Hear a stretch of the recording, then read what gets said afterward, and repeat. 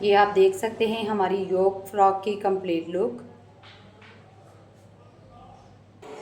अस्सलाम वालेकुम, welcome to my channel. आज हम योक फ्रॉक का बहुत ही खूबसूरत डिज़ाइन आपके साथ शेयर करेंगे। इसके लिए हमने 2.5 मीटर का फैब्रिक लिया है। योक के लिए हमने 2 पीसेस में फैब्रिक कट किया है। इसकी लेंथ है 6.5 इंच की, विथ इसकी हमने रखी है 15 इंच की। अब फैब्रिक के दोनों पीसेस को हमने डबल फोल्ड करना है। शोल्डर के लिए हमने जो मार्क करना है 6.5 इंच पे करना है। नेक की विड्थ के लिए जो हम मार्क करेंगे 3 इंच पे करेंगे और इंची स्टेप को इस तरह से रखेंगे और हम इसका डीप मार्क 2.5 इंच पे करेंगे। एक और मार्क हम 3 इंच पे करेंगे और इसको स्क्वायर बॉक्स बना लेंगे और इस लाइन को हम स्ट्रेट कर लेंगे। नेक को राउंड शेप दे देंगे। ये फ्रंट नेक की डीप मार्किंग है। बैक नेक की हमने 1.5 इंच पे डीप मार्किंग करनी है और इसे भी राउंड शेप दे देनी है। अब शोल्डर से 1/2 इंच का हमने डीप मार्क करना है और तिरछी लाइन ड्रॉ कर लेनी है। 6.5 इंच का हमने शोल्डर लिया है और आर्म होल भी हम 6.5 इंच का लेंगे। आर्म होल की हमने स्ट्रेट लाइन लगा दी है। अब नीचे की साइड हमने 1.5 इंच पे मार्क करना है और इसे राउंड शेप दे देनी है। फ्रंट पार्ट की और बैक पार्ट की हमने इकट्ठे कटिंग करनी है। यहाँ से हमने तिरछी कटिंग करनी है। यहाँ योक को हमने राउंड शेप में कट करना है। बैक नेक को साइड पे कर लेना है और फ्रंट नेक की हमने डीप कटिंग कर लेनी है। मिड में हमने इस तरह से कट लगा देना है। अब फ्रिल के लिए 2 पीसेस में मैंने फैब्रिक लिया है जिसकी विड्थ भी 26 इंच की है और लेंथ भी 26 इंच की है। अब इन दोनों पीसेस को हमने डबल फोल्ड करना है। योक की जो विड्थ है 7.5 इंच की है। फ्रिल के लिए हमने जो मार्क करना है 8.5 इंच पे करना है। अब इंची स्टेप को इस तरह से रखना है और 2 इंच का हमने फ्रिल वाले फैब्रिक पे मार्क करना है और इसे राउंड शेप दे देनी है। राउंड शेप देने के बाद इसे हमने कट कर देना है। साइड से जो एक्स्ट्रा फैब्रिक है इसको हमने चुन्नट डाल के कवर कर लेना है। अब फ्रंट से 1.5 इंच ऊपर करके हमने इसको राउंड शेप दे देनी है। इस तरह जब आप फ्रॉक की कटिंग करेंगे तो आपकी फ्रॉक बहुत ही खूबसूरत शेप में आएगी। अब फैब्रिक को हमने इस तरह डबल फोल्ड करना है। 17 इंच के हमने इसके स्लीव्स रेडी करने हैं। 19 इंच पे हमने इसकी कटिंग कर देनी है और स्लीव्स की जो विड्थ है हमने 8 इंच की रखी है।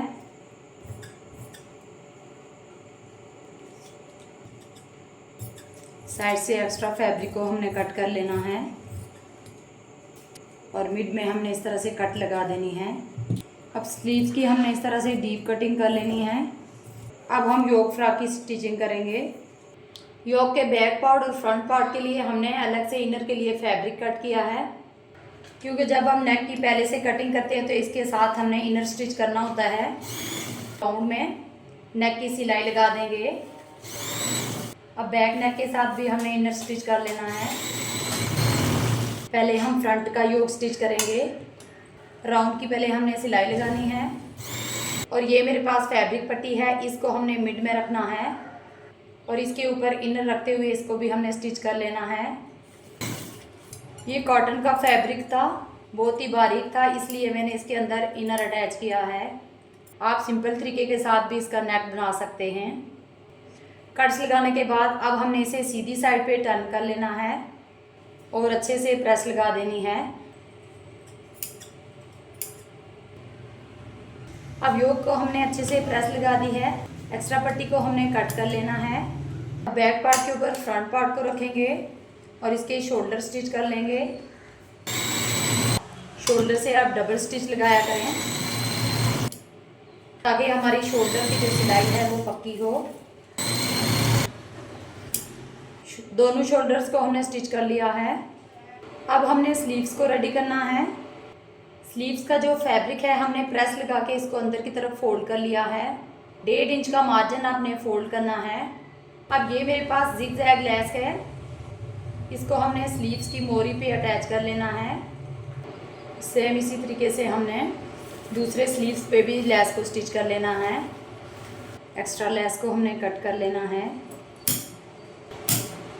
अब ये मेरे पास फैब्रिक है, इसको खींच के मैंने इसकी बारीक सी डोरी रेडी कर लिया है। स्लीव्स को मज़ीद अच्छी लुक देने के लिए मैं इस डोरी को स्टिच कर लूँगी। मिड में से जो गैप रखूँगी वो मैं 1 इंच का रखूँगी। जब भी आप कलर वाला फैब्रिक स्टिच करें तो थ्रेड भी आपने सेम कलर का लेना है ताकि आपकी स्टिचिंग में फिनिशिंग आए। फ्रिल की हमने टॉप की सिलाई लगा दी है। अब योक के फैब्रिक के साथ हमने फ्रिल के फैब्रिक को इस तरह से रखना है और मिड में से हमने चुन्नट डाल देनी है और एक थ्रेड को इस तरह से हम पकड़ेंगे और चुन्नट को मिड में लेके आएंगे। अब फ्रंट की फ्रिल को हमने योक के साथ स्टिच कर लेना है। फ्रंट के पार्ट की जो चुन्नट है वो सिर्फ हमने मिड में रखी है। फ्रंट पार्ट की फ्रिल को हमने बॉडी के साथ अटैच कर लिया है।